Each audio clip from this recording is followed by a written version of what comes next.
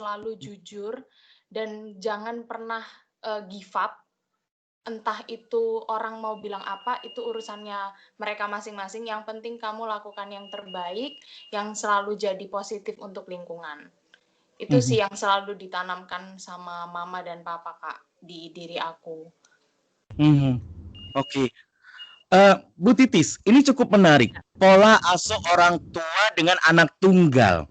Ya, Kalau yang pernah kita bahas yang sudah-sudah adalah pola asuh orang tua dengan beberapa anak, gitu ya. Saya membayangkan justru tantangan orang tua kalau punya anak tunggal itu nggak akan seberat kalau punya anak lebih dari satu, gitu kan. Akan cenderung memanjakan anak, akan cenderung memenuhi apa kebutuhan anak. Tapi mengapa ini tidak terjadi ya pada keluarganya teman kita yang kali ini? Mungkin dari sisi parenting bisa Bu Titis kupas lebih dalam, Bu. ya. Saya perlu data tambahan, Mbak Merji, orang tuanya berprofesi sebagai apa? Kalau mama saat ini sudah Mbak tidak Merji? aktif di kerja lagi, Bun. Jadi sekarang mama ibu rumah tangga, kalau papa punya usaha sendiri.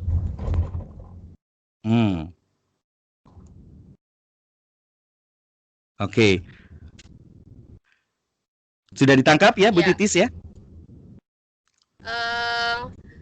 Sinyal Mbak Merji atau saya ini yang kurang pas ini? Saya nggak mendengar jawabannya Mbak Merji. Bisa diulang, Mas Andre? Ulang sekali lagi, Mbak Merji. Oke, kalau untuk mama sendiri saat ini sudah tidak beraktivitas di kerja lagi, Bun. Jadi sekarang mama ibu rumah tangga, kalau papa punya usaha sendiri, gitu, punya toko sendiri. Seperti itu, Bun. Oke, ya. Oke, Mas Andre dan juga sahabat Sonora, biasanya nih, mostly memang seperti yang disampaikan tadi oleh Mas Andre, anak tunggal dengan orang tua yang mungkin ada sampai saat ini cenderung pola asuhnya adalah memanjakan gitu ya. Itu Betul. naluriah banget gitu ya, alamiah banget. Karena kenapa? Semuanya tercurah pada satu anak. Satu gitu. anak. Jadi kalau betul, jadi kalau malam juga tidurnya dua-duanya pasti dia ada di tengah gitu ya. Sementara kalau anaknya 5 pasti ada satu yang di pojok tersendiri gitu ya. Kemudian bayangkan aja kalau anaknya 5 gitu, pasti ada satu yang troublemaker misalnya ya, disebut gitulah ya. Atau ada yang satu yang paling pinter, ada pembanding. Nah, kalau satu itu mau kayak apapun ya dibilangnya paling cantik gitu, paling keren, paling baik hati karena hanya ada satu. Nah, bagaimana membuat pola asuh satu anak tapi tetap mandiri? Kalau melihat dari latar belakangnya, dari papanya Mbak Merji yang seorang pengusaha, nah itu mungkin bentuk mandiri paling awal di lingkungan keluarga.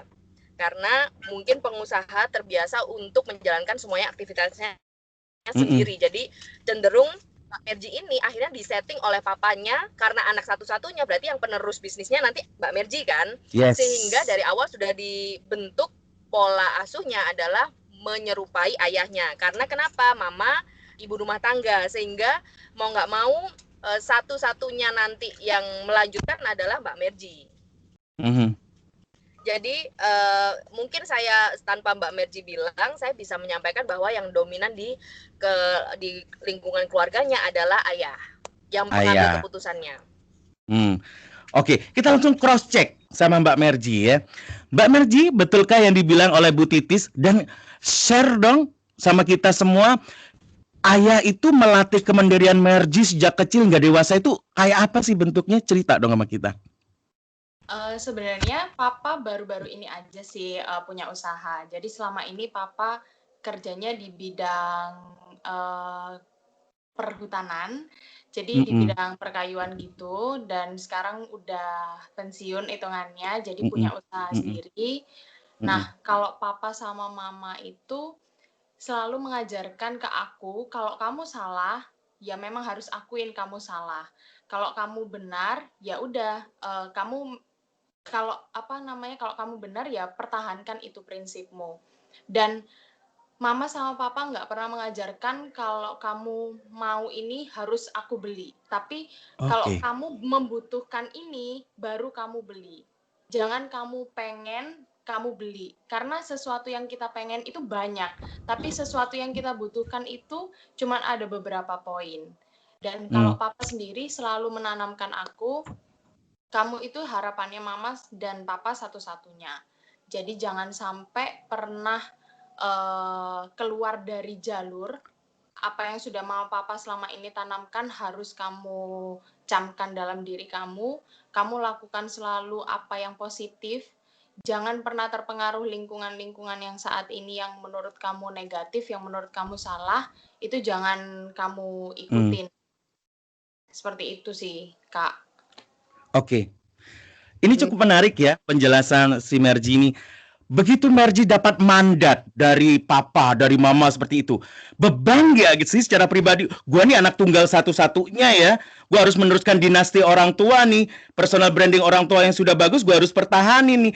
Beban atau malah tambah termotivasi Merji waktu itu? Kalau waktu itu karena mungkin sudah diajarin dari usia kecil banget ya Kak, dari SD pun mama sama papa selalu tanamkan hal-hal yang menurut aku cukup dewasa. Jadi kayak misalnya dari awal itu mama sama papa sudah parenting aku bagaimana kamu punya pandangan ke depan. Nah jadi awalnya itu beban, aduh aku masih umur segini kok udah dikasih pandangan berat ya. Tapi justru makin ke sini aku semakin beruntung, semakin bersyukur karena udah dikasih pandangan itu waktu kemarin Kak. Jadi bisa kayak, oh iya mama sama papa dulu pernah kasih aku arahan seperti ini. Jadi kalau aku menghadapin hal yang seperti ini, aku harus kayak begini, kayak begini, kayak begini. Seperti itu sih Kak. Jadi beruntungnya sekarang jadi bisa lebih termotivasi, bisa lebih belajar hal-hal baru lagi lewat dari apa yang sama papa dan mama pernah sharingkan ke aku, pernah bicarakan ke aku, seperti itu. Oke. Bu Titis, aku penasaran dengan pola komunikasinya nih antara orang tuanya Merji dengan Merji. Papa dalam berkomunikasi, mama pun ya, keluarga dengan Merji itu cenderung tipikal yang gimana? Bisa discuss bareng-bareng, pengambil keputusan mutlak, atau menawarkan, oke, kamu ambil resiko, take a risk. Nanti kalau ada apa-apa, kamu sendiri yang tanggung jawab. Gimana, Merji? Kalau untuk ambil keputusan sendiri, aku selalu ditanamin dari mama sama papa itu dari kecil kayak apapun yang pernah kamu alamin, entah itu di sekolah, entah di lingkungan teman kamu, itu kamu harus selalu cerita sama mama papa. Dan mama papa pun selalu kalau ada masalah misalnya di kerjaan ataupun di lingkungannya kayak selalu sharingkan ke aku juga. Jadi itu yang membuat aku juga semakin terbuka gitu Kak. Jadi entah itu aku salah, entah itu aku benar, aku selalu cerita ke mama dan selalu kalaupun pengambilan keputusan, aku selalu sharingkan dulu, Ma, kalau aku seperti ini, kira-kira gimana ya kalau menurut pandangannya mama sama papa? Kalau menurut aku itu mungkin kayak gini sih Ma pandangannya, tapi nggak tahu lagi kalau menurut mama sama papa mungkin ada pandangan lain. Nah dari situlah kita akumulasikan Kak untuk pengambilan keputusan finalnya. Seperti itu. Bu Titis, aku mau tanya dong dari konsep parenting ya, pola asuh anak tunggal gitu ya. Ini cukup menarik untuk dibahas lebih dalam. Khususnya gini, katakanlah belajar dari pola komunikasi keluarganya Merji ini cenderung sangat demokrat gitu ya, demokrat, bisa saling ngedil, discuss bareng gitu ya. Cuma pertanyaan saya selanjutnya gini. Gimana ya sosok anak tunggal itu bisa sangat dekat dengan orang tua? Bukankah kecenderungan anak tunggal itu akan gampang bosen dengan pola yang ada di keluarga, dia akan mencari hal-hal baru yang tidak ada di keluarga, sehingga akan banyak distraction terhadap nilai-nilai keluarga yang sudah dibentuk. Tapi Marji ini masih konsisten untuk mempertahankan nilai-nilai keluarganya di tengah distrak-distraknya dia sebagai anak muda, pengaruh lingkungan dia sebagai anak muda. Kok bisa sekuat ini ya? Konsep parenting itu apa yang masuk di dalamnya gitu, Bu? Kekuatannya apa menurut analisa seorang Bu Titis? Iya, jadi untuk sebuah keluarga yang memiliki anak tunggal itu bisa dibilang tantangannya lebih levelnya di atasnya keluarga yang punya anak banyak. Kedua belah pihak. di sisi orang tua maupun di sisi anaknya. Oke, kita bahas yang pertama ya. Di sisi orang tua. Orang tua tantangannya adalah butuh kerelaan yang lebih besar untuk melepas anaknya. Kalau anaknya pengen sukses ya. Karena kalau tadi orang tua pada umumnya adalah memanjakan, kenapa? Karena kan cuma ada satu gitu ya, di eman-eman. Betul. Papa dan mamanya. Saya yakin memberikan kebebasan ya untuk meniti karir, meraih prestasinya itu butuh kerelaan loh. Bayangkan aja misalnya Mercy audisi ke luar kota atau misalnya tes A, B, C, melepas anak itu ya mungkin dibawain supir atau apa ya. Tapi kalau misalnya ibunya tipikal yang protektif, jangan deh, kamu nggak kekurangan apa-apa di rumah aja. Ya bisa opsi itu, tapi orang tua merelakan diri untuk kesuksesan anaknya, merelakan untuk melepas. Nah, itu ada tantangan terbesar buat ayah. Nah, tantangan terbesar buat anak tunggal yang sukses adalah mau mengemban beban. Ya, tadi itu sebenarnya kalau Mas Andre mengatakan itu adalah mandat atau amanah gitu ya. Saya mungkin memilih bahasa yang agak sedikit ekstrim yaitu doktrin. Ya. Betul. Oke. Iya loh, kalau amanah atau mandat itu sesuatu yang ikhlas gitu ya, diberikan dan agak enak gitu ya. Kalau doktrin kalau saya baca dari kalimatnya tadi sedikit doktrin gitu ya. Marji, kamu anak satu-satunya, mau nggak mau kamu harus mau nerima semua usaha papa dan menjalankannya harus sebagus papa. Itu doktrin yang dari kecil sudah diterapkan. Nah, seorang anak kalau dia tingkat kualitasnya bagus, jadinya akan seperti Mbak Merji. Tapi kalau tingkat kualitasnya buruk, dia tidak menerima itu sebagai mandat yang baik. Dia malah ya kebebanan, berat banget loh. Jadi akhirnya malah blank, malah nggak ngelakuin apa-apa, jadi pemalas. Jadi kebalikannya. Nah, orang tua memberikan mandat itu juga nggak sembarangan. Saya yakin waktu kecil udah dilihat nih, Mbak Marji bagus belajarnya, sehingga mandat itu diturunkan. Kalau dilihat waktu kecil itu pemalas, saya yakin bentukannya nggak kayak gini, karena orang tua kan paham ya, ini anak cocok nggak dikasih mahkota ini, ternyata cocok mahkota ini bahkan sampai mahkota yang sesungguhnya gitu loh. Jadi ini adalah salah satu role model terbaik untuk anak tunggal yang nggak mudah dilakukan semuanya, tapi ada contoh yang berhasil. Poinnya adalah orang tua harus sanggup memberikan kerelaan hati untuk anak meniti prestasinya. Kemudian anak juga gitu, nggak ada orang lain loh, mau nggak mau harus, misalnya gini ya, biasanya anak akan berpikir gini, kenapa sih aku mesti les ABC, anak lain aja bisa main game di rumah gitu kan. Nah, ini nggak mau karena hanya ada satu-satunya, dia harus perfect di dirinya karena nggak ada opsi lain, nggak bisa, tanggung jawabnya nggak bisa dialihkan ke orang lain gitu. Jadi luar biasa banget Mas Andre. Oke, intinya di pola asuh anak tunggal adalah ketika kerelaan orang tua bertemu juga dengan kerelaan anak, hasilnya bakalan maksimal. Bayangin orang tuanya rela, anaknya nggak rela, atau kebalikannya, anaknya rela, orang tuanya nggak rela juga nggak maksimal. Ya, seru ya, ini baru ngobrol poin pertama loh tentang pola asuh di keluarganya Marji. Sekarang kita ngebahas tentang topik yang kedua, ini masalah makna personal branding dan perlunya personal branding. Kalau kita mengaca kepada prestasi dari seorang Marji ya, runner up 3 Putri Kebudayaan Indonesia 2019. Tentu saja bahasan personal branding bukan hal yang istilahnya ya sudah satu paket. Kalau mau ikut kontes itu pasti personal branding udah include di dalamnya gitu ya. Tapi kan terlepas itu dari suatu hal yang dilatih selama karantina kegiatan itu gitu kan, ini kan harusnya sudah harus terbentuk dari sebelum dia ikut karantina, dari sebelum dia ikut kontestasi ini gitu kan. Aku mau tanya nih ke Marji, di keluarga kamu kesopanan, inner beauty itu penting? Sangat penting, Kak.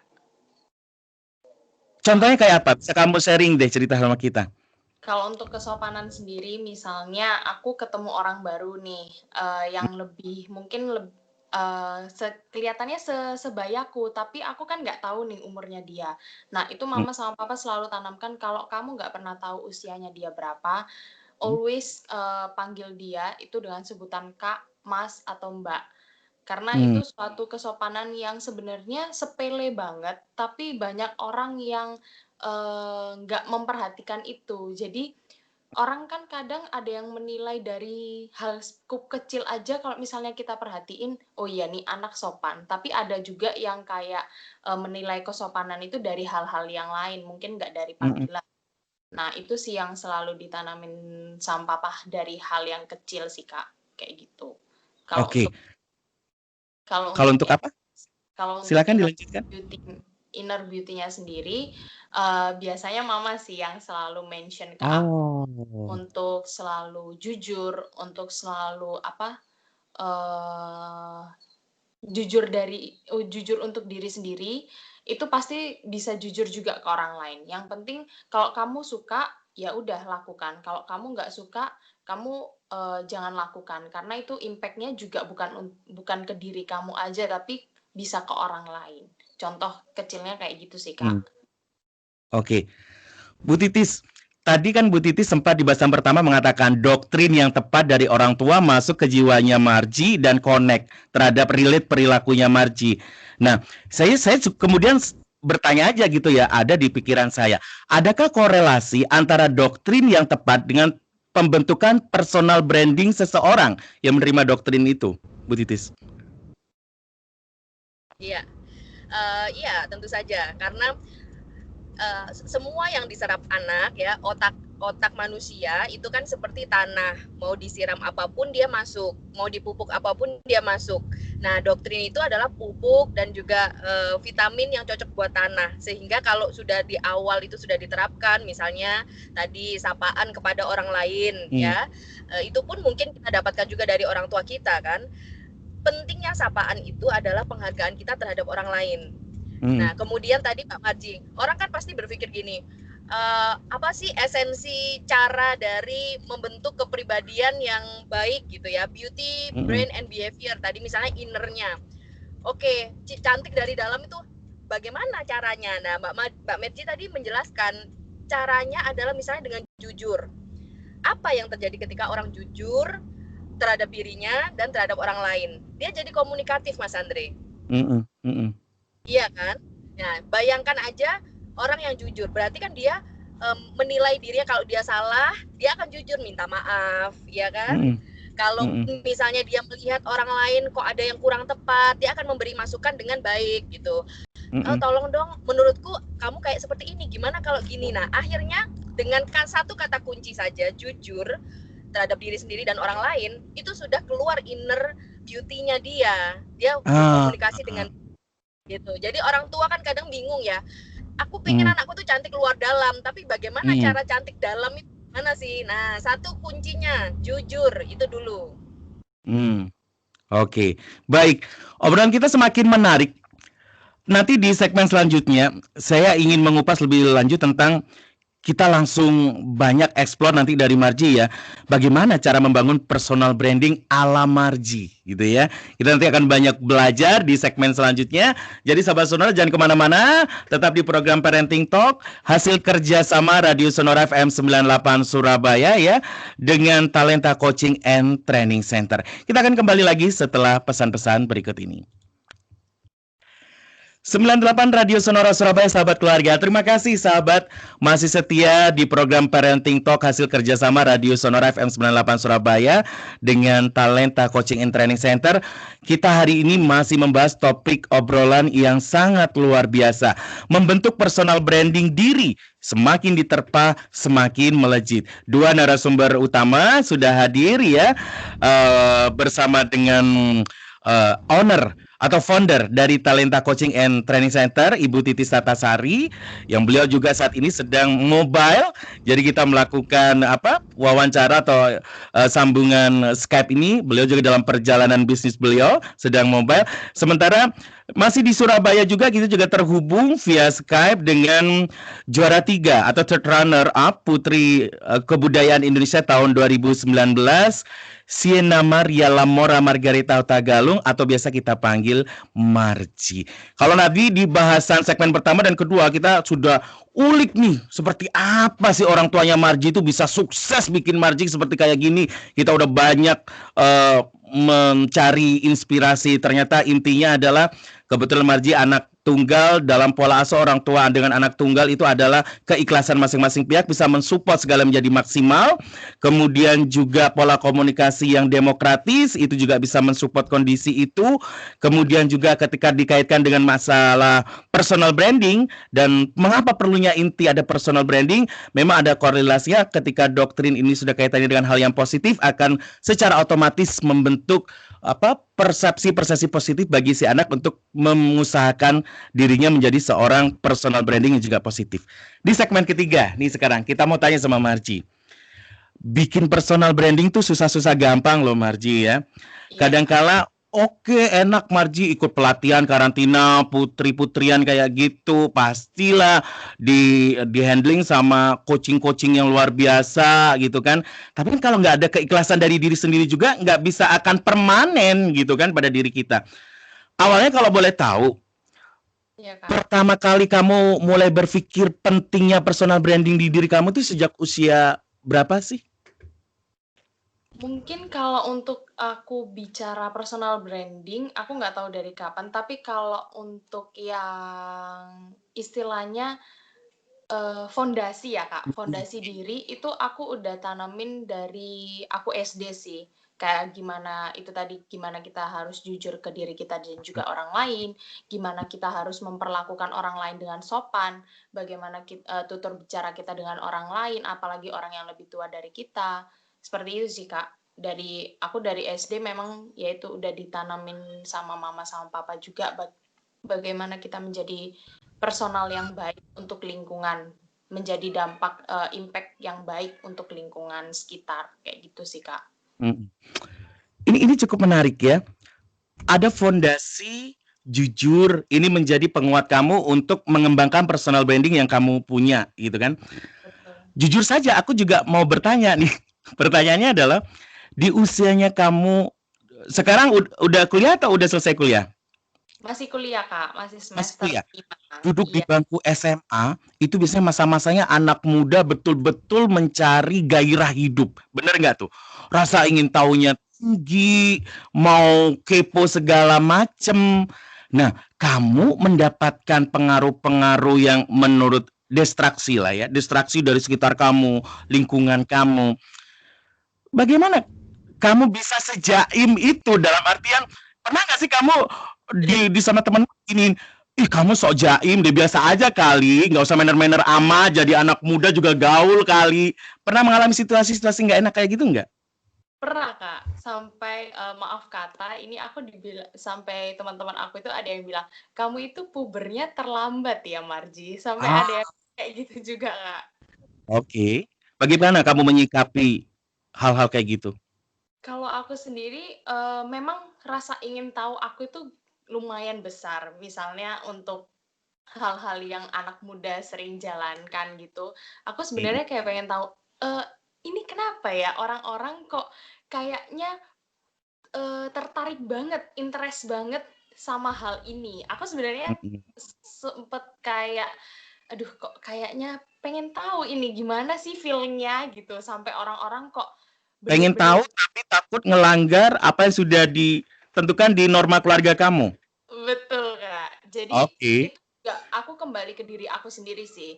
Jadi aku selalu mikir gitu, kalau misalnya aku melangkah gini, nanti resikonya apa ya ke depannya. Jadi aku selalu kalau misalnya aku di satu sisi pengen tahu, tapi di sisi lain kalau aku sudah ke dalam situ, apa sih yang aku dapetin nilai plusnya. Paling aku cuman, oh kayak gini rasanya, oh ya udah.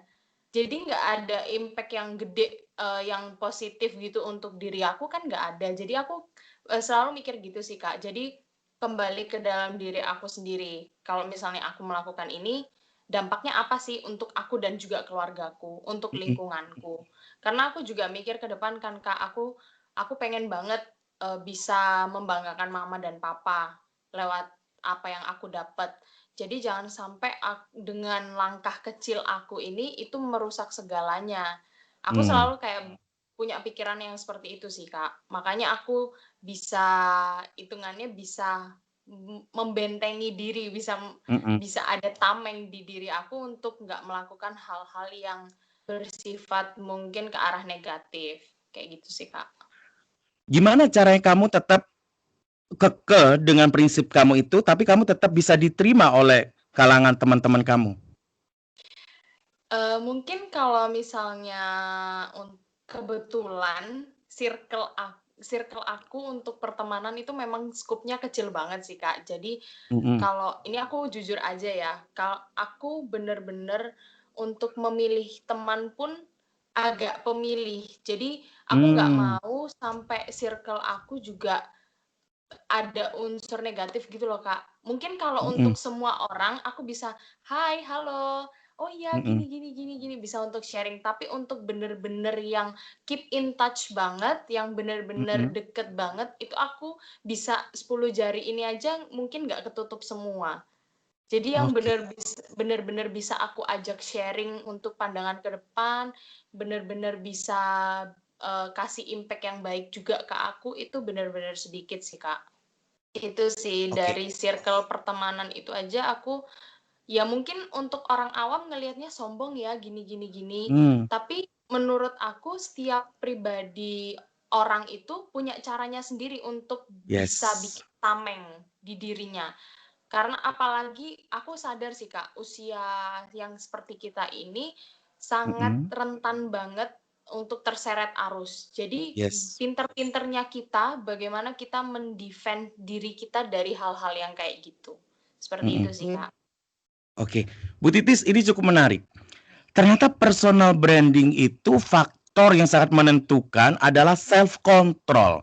Kontrol diri, menentukan pilihan dan kemauan sehingga konsep personal branding mau dibikin kayak apa, ya ala dia, nggak ada rujukan, nggak harus copy paste punya figur siapa. Apakah memang seharusnya personal branding itu kayak gitu, Bu? In yourself gitu. Ya, betul sekali Mas Andre. Dan satu lagi, personal branding itu akan terbentuk apabila dilakukan terus-menerus dan continue. Jadi Hmm. orang baru bisa nangkep kita kayak apa kalau kita itu selalu istiqomah melakukan itu. Misalnya kayak Mm-mm. misalnya saya melihat Mas Andre. Mas Andre sangat keren sekali mendalami pertanyaan gitu ya, dan seorang MC yang sangat profesional. Nah, selain karena Mas Andre menampilkan itu, saya juga orang di luar sana, kalau saya sama Mas Andre sama Mbak Merji mungkin sudah kenal dekat. Kalau orang di luar sana satu kali aja ditembak Mhm. emang dia gini gitu ya, orang akan percaya. Nah, saya mau tanya ke Mbak Merji, kalau tadi Mbak saya perhatikan statementnya adalah kalau saya melakukan kesalahan sekali sekecil apapun itu akan merusak segalanya. Itu statement dari pemikirannya Mbak Merji sendiri Mhm. atau doktrin dari orang tua atau pernah didengar dari orang tua atau pernah didengar dari sahabat? Kalau itu memang bukan doktrin juga sih, Bun, tapi aku juga pernah mengalamin kesalahan yang memang jadi, impact-nya juga ke diri aku, juga ke keluarga aku. Jadi aku belajar, Mhm. "Oh iya, berarti kalau aku sebelum melangkah, aku harus mikir dulu nih, impact-nya apa sih? Jangan ke diri aku aja, jangan Mmm. cuman senengnya di aku aja, tapi harus banyak poin-poin yang bisa dibilang negatif yang aku harus pikirin." Karena setiap keputusan yang kita ambil itu kan nggak cuman positif aja, nggak cuman kita bisa Mhm. ambil karena kita senangnya aja, tapi di Mhm. balik seneng itu apa sih negatifnya, apa sih buruknya untuk, pengaruh ke kita ataupun ke orang lain, terutama ke keluarga. Kayak gitu sih, Bun. Ya. Nah, bagus sekali Mbak Merji. Nah, Mas Andre, kalau dari apa yang disampaikan Mbak Merji sangat pandai sekali mendapatkan hikmah gitu ya dari setiap Mhm. kesalahan yang dibuat. Setiap manusia pasti membuat kesalahan, apalagi di masa muda. Mhm. Makanya kita selalu bilang ke anak-anak kita paling hati-hati adalah di masa-masa krusial masa muda gitu. Ini nggak akan Yes. terulang, ini akan seru banget. Oke, silakan mencoba hal-hal baru, tapi ada batasan. Itu saja sih kalau kita sebagai orang tua ya. Lakukan, jangan nggak nanti akan terlambat gitu ya. Bisa jadi nanti Ya. udah tua baru melakukannya. Jadi pada masa-masanya antara 20 ya awal akhir 20-an sampai 25 itu lakukan. Coba hal-hal baru tapi ada batasan.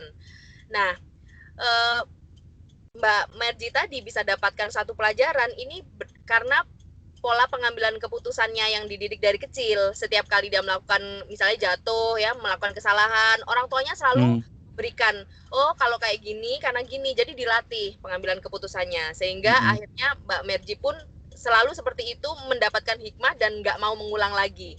Nah, hal-hal utama yang bisa menjadi self control tadi kata Mas Andre, itu namanya adalah nurani, Mas Andre. Jadi pola asuh orang tua yang menanamkan dari kecil, tadi ada mandat, ada doktrin dalam arti positif ya. Kemudian evaluasi Mbak Merji sendiri. Itu akhirnya hingga apapun hal-hal baru yang dia coba, mungkin dia akan coba, tapi setelah 1-2 minggu kemudian dia akan kembali lagi ke habit awalnya. Betul. Jadi itu yang menjadi screening sukses tidaknya personal branding yang Mbak Merji ini bentuk terhadap dirinya sendiri ya Bu Titis ya. Oke, baik. Merji, dalam kehidupan kamu sejak kamu kecil hingga kamu sebelum ikut kontestasi sudah ada personal branding yang menjadi visi kehidupan kamu.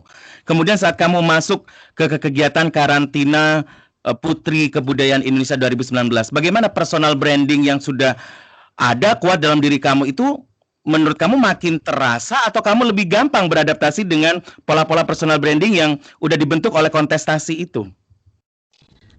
Untuk waktu karantinanya sih Kak, ini aku sedikit sharing ya. Aku sempat down juga karena ngelihat kontestan yang lain yang wow banget, yang lebih apa ya, istilahnya lebih berpengalaman dalam dunia modeling dari aku, dari cara bicaranya mereka yang tutur katanya lebih terarah, lalu dari cara catwalk-nya mereka, dari cara duduknya mereka.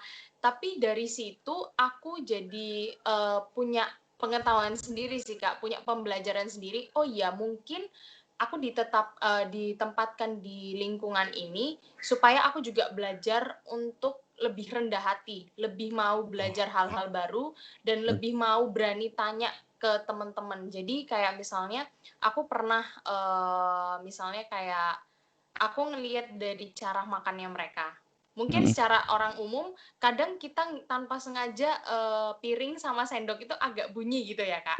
Nah tapi pas lihat mereka, oh jadi gini caranya, oh nggak boleh bunyi. Nah aku kadang tanya gitu Kak, oh aturannya memang ini ya, jangan sampai ada bunyi gitu ya, misalnya kayak gitu Kak. Dan mereka jelasin, iya biar lebih sopan, biar lebih untuk orang-orang di sekitar kita biar nggak ke-distract sama suara-suara itu. Nah jadi dari situ aku belajar karena manusiawi sih Kak, kalau menurutku kita misalnya ada di lingkungan yang dimana kita lebih menonjol, itu pasti kesombongan itu ada di diri kita. Jadi kayak aku mah lebih bagus dari kamu, jadi nggak perlulah aku sharing sesuatu hal yang menurutku jadi peganganku, nggak perlulah aku share ke kamu. Nah tapi kebalikannya kalau kita misalnya melihat sesuatu yang banyak yang lebih bagus dari kita, justru itu yang menurutku jadi pembelajaran di diri kita. Oh iya, aku harus berani tanya nih, ini kenapa ya mereka kayak gini? Kenapa ya mereka kayak gini? Kok bisa ya mereka ngomongnya lebih bagus, lebih terarah, kata-kata yang dipakai itu lebih baku. Kayak gitu sih, Kak. Oke.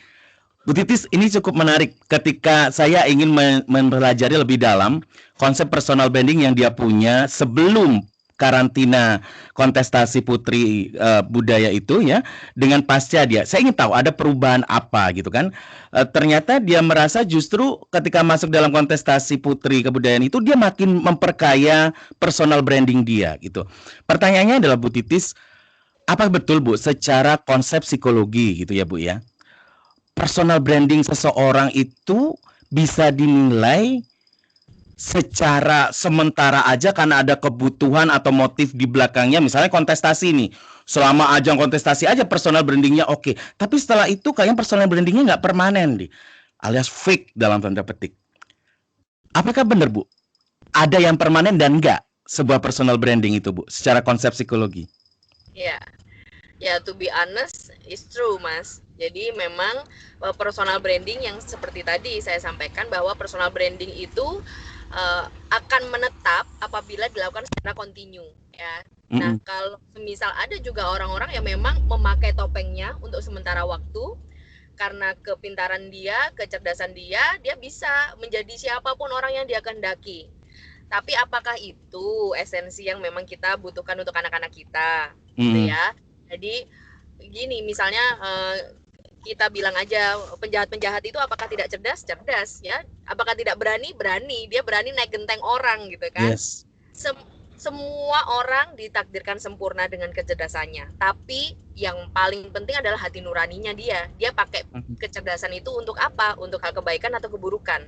Nah, begitu kebaikan jadilah personal branding positif. Begitu negatif maka dia itu jadi fake gitu ya. Nah, tadi yang kita bisa ambil dari Mbak Merji adalah dia begitu picky, memilih sekali lingkaran temanannya. Itu bisa kita sahabat Sonora dan juga para orang tua bisa terapkan nih pola asuh kita kepada anak kita. Nggak apa-apa kok milih-milih gitu ya. Karena apa? Seperti juga kita memilih konten berita di sosial media. Mana yang kita baca, mana yang enggak. Karena sekarang eranya udah disruptif, semua informasi masuk. Begitupun pertemanan. Karena apa? Begitu satu kita teman ada yang negatif, kita juga jadi seperti itu. Akhirnya bukan ngangkat kita, malah kita tertular oleh influence negatif gitu.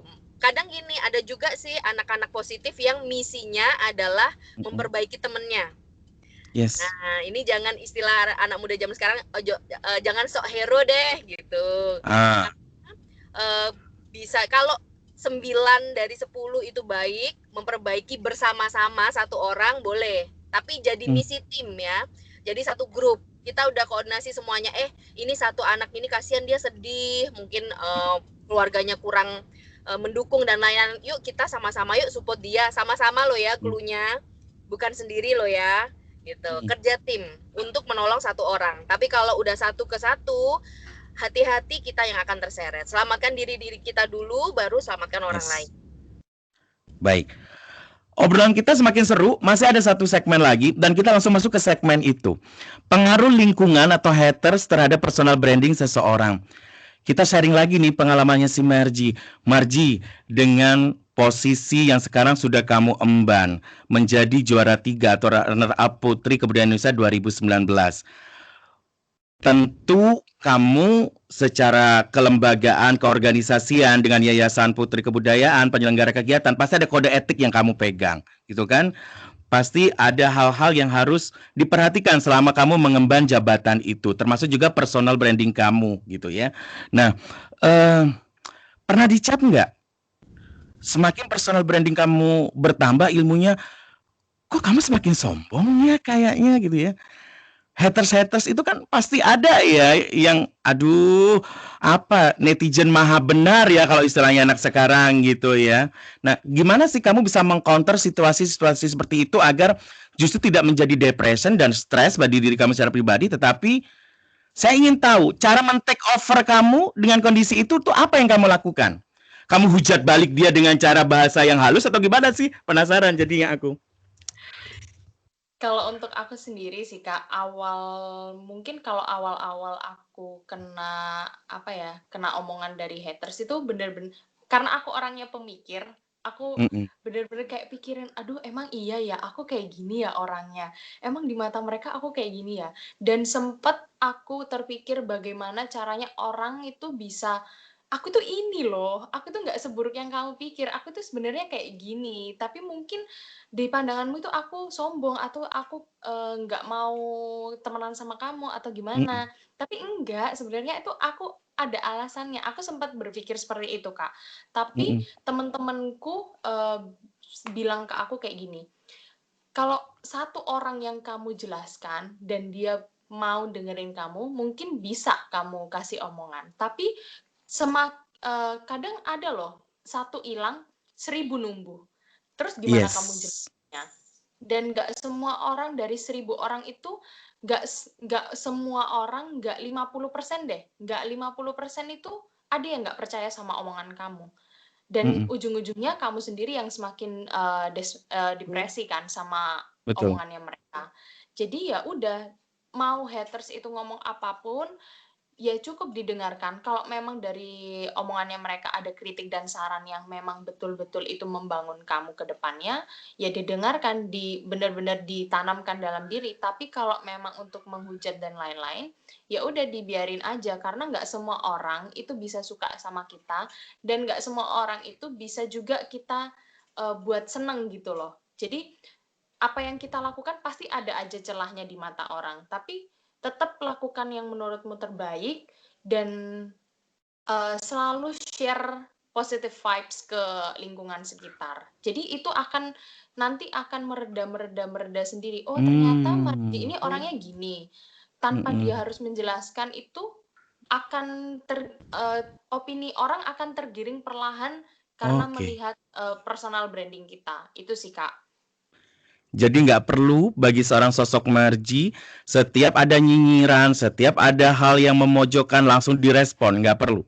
Nggak perlu sih, Kak, karena itu buang-buang energi dan malah justru itu bikin kita jadi ke-distract sama jalur positifnya kita. Baik, baik. Bu Titis, ini cukup menarik. Masalah manajemen konflik, kemampuan memanajemen konflik saat personal branding kita lakukan pada diri kita. Bagaimana idealnya itu harus dikuasai oleh setiap orang, Bu? Pengennya setiap orang, oh iya, Mas Andre, saya pengen personal branding nih, biar kehidupan saya lebih oke, diterima orang lebih nyaman. Tapi nggak semulus itu loh. Personal branding itu pasti akan menemui konflik gitu loh.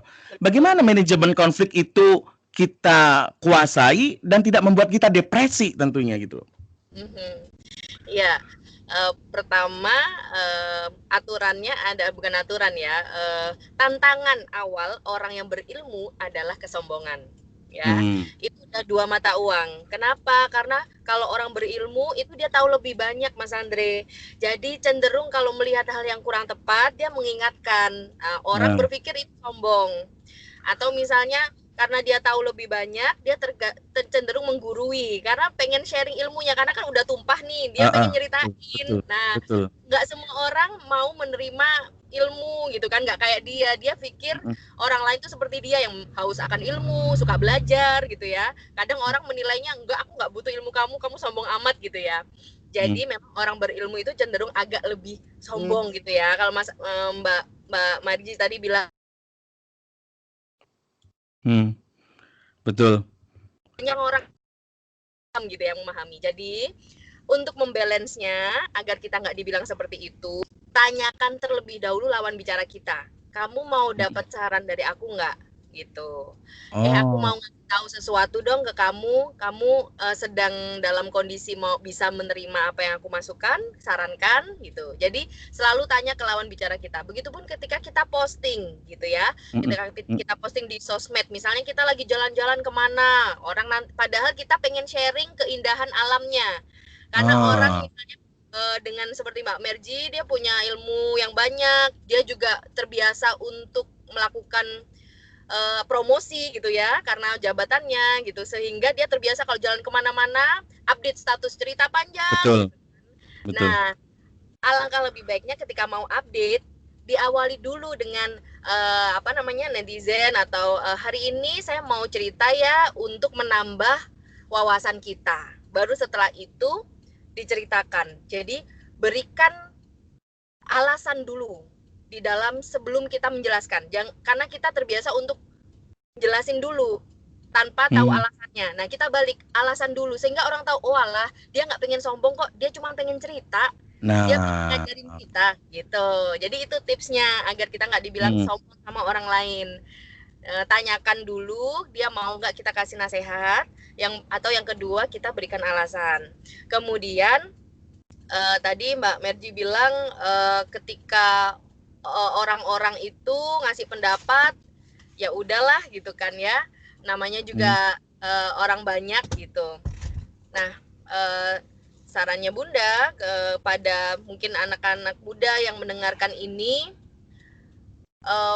menjadi baik, menjadi gini ya. Pertama itu tadi cara membalancing kesombongan. Yang kedua adalah memproklamirkan diri sebagai orang baik itu akan jauh lebih bagus saat ini. Oke. Gitu ya. Kalau zaman dulu kita bilang diri kita baik itu kayak sombong. Tapi kalau sekarang sebelum orang mengimage-kan kita macem-macem, kita bilang dulu deh kalau kita baik, so what? Gitu ya. Kita milih diri baik kok gitu. Jadi it's okay kalau kita bilang misalnya melakukan kegiatan charity atau sosial gitu ya, itu rawan sekali, maksud kita baik, orang melihatnya buruk. Nah, kita sampaikan dulu, kegiatan ini saya lakukan untuk memberikan inspirasi gitu. Jadi nggak apa-apa menunjukkan diri baik, nggak apa-apa zaman sekarang, biar orang terinspirasi. Baik. Obrolan pengen panjang, tapi apa boleh buat, ini sudah di penghujung acara banget ya. Dari apa yang kita obrolkan, semoga ada insight yang betul-betul bisa didapatkan oleh sahabat sonora di rumah bahwa kaitannya dengan pola asuh anak tunggal, memperkuat personal branding dari si anak tunggal menjadi sosok anak yang memiliki visi yang baik dalam kehidupannya ini sebenarnya bukan hal yang tidak mungkin untuk tidak diwujudkan. Ini ada contoh konkretnya. Sosok Marji yang kita hadirkan ini adalah semuanya itu ada di dalamnya. Terakhir nih buat Marji, pesannya buat teman-teman atau sahabat sonora yang ada di rumah yang seusia kamu, Marji. Tapi sebenarnya dia dari lubuk hati paling dalam ingin menjadi pribadi yang baik. Tetapi dia merasa menjadi pribadi yang baik itu akan banyak orang yang membencinya, akan banyak tantangan di sekitarnya. Apa yang pesan yang bisa kamu saling kuatkan untuk mereka untuk selalu menjadi pribadi yang baik? Oke, thank you Kak. Buat teman-teman sahabat sonora semuanya, pesan dari aku, lakukan apapun yang terbaik dalam hal positif menurut kalian.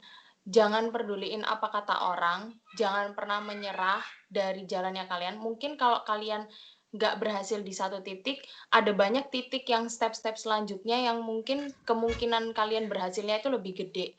Jangan pernah menilai kegagalan kalian itu dari satu hal aja.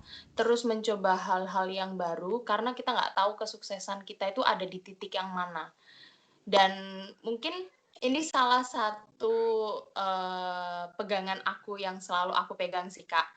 Always do your best and let God do the rest. Jadi selalu lakukan yang terbaik, biar Tuhan yang ambil jalan selanjutnya. Biar Tuhan yang kasih kita di mana yang kita memang sepantasnya. Kayak gitu sih Kak. Dan nikmati setiap proses menuju ke sana ya Marji. Betul Kak, betul banget. Bu Titis, yang terakhir sebagai konklusi dan poin penting untuk sahabat sonora, pola asuh orang tua tunggal dengan anak tunggal tetapi memiliki visi kehidupan yang baik dan memiliki personal branding yang oke. Silakan Bu. Ya, saya rasa Mbak Merji sudah menjelaskan tadi ya beberapa tips untuk membentuk dirinya. Mungkin satu hal saja bagi para orang tua, kalau ingin memiliki anak seperti Mbak Merji, ya kita harus menjadi teladan yang baik. Karena anak itu melihat orang tuanya sehari-hari gitu. Jadi untuk membentuk personal branding anak yang positif, kita positif dulu sebagai orang tua. Baik. Thank you Marji, thank you Bu Titis. Aduh, obrolan kita itu kalau diterus ini nggak pernah ada habisnya loh. Tapi kita berharap ini bukan hanya sekedar obrolan yang asik di antara kita bertiga, tetapi ada insight di dalamnya yang didapat oleh kita secara pribadi nih ya bertiga ya. Tapi juga harapannya juga sahabat sonora mulai berpikir bahwa personal branding itu sangat dibutuhkan, tetapi untuk mencapainya memang tidak mudah. Justru ketidakmudahan itulah yang menjadi kekuatan personal branding kita. Bu Titis, terima kasih. Sama-sama. Luar biasa, sukses selalu. Oh ya, yang terakhir di Talenta Coaching ada apa nih yang bisa diinformasikan untuk sahabat sonora, Bu Titis? Ya, Talenta Coaching and Training Center sekarang di masa new normal juga membuka kelas. Untuk para orang tua yang ingin tahu lebih banyak tentang pola asuh terbaik, silahkan aja WA ke 08123 6188 799. Sekali lagi 08123 6188 799. Oke, kalau Marji punya campaign apa nih untuk anak muda yang bisa di-share untuk sahabat-sahabat sonora di rumah untuk kegiatan-kegiatan dari program-program yang kamu punya, mungkin bisa diikutkan masyarakat lebih luas? Kalau aku pribadi sih, untuk campaign aku pribadi, belum ada sih, Kak. Tapi untuk Mhm, yang di putra-putrinya sendiri, kita mhm, ada campaign, kampanye sadar budaya, di mana kita oke, nanti, karena sekarang masih pandemi, kita belum bisa menjalankan lanjutnya bagaimana, tapi mhm, biasanya kita kemarin itu sudah ada beberapa sekolah yang kita kunjungin untuk bisa kita sharing kan ke anak-anak, terutama anak-anak SMA, anak-anak muda yang bisa dibilang anak-anak sekarang agak agak mengesampingkan kebudayaan di baik Indonesia. Jadi kampanye sadar budaya itu bagaimana kita sebagai anak muda bangsa ini bisa mengembangkan, bisa melestarikan kebudayaan di Indonesia. Karena begitu banyak baik kebudayaan-kebudayaan di Indonesia yang sangat unik, tapi orang banyak banget yang baik. nggak tahu, gitu sih, Kak. Kemana aksesnya teman-teman untuk tahu tentang kegiatan sadar budaya itu? Untuk tahunya sekarang kita Instagram? lagi iya, di Instagram official Putra Putri Kebudayaan, Kak. Baik. Terima kasih, Marji. Terima Sukses kasih, selalu untuk Kak. kamu ke depannya dengan semua tugas-tugasmu dan tanggung jawabmu.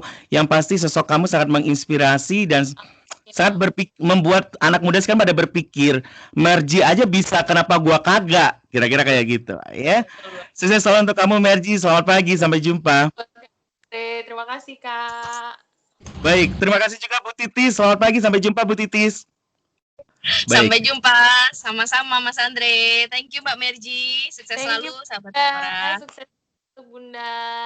Sahabat Sonora, sampai di sini kebersamaan kita di program acara Parenting Talk. Kita akan jumpa lagi di minggu depan tentu saja dengan topik bahasan dan juga tamu-tamu spesial yang bakalan hadir di program acara ini. Saya Andre Komardin pamit. Selamat pagi, sampai jumpa. Thank you ya Marji ya. Bye.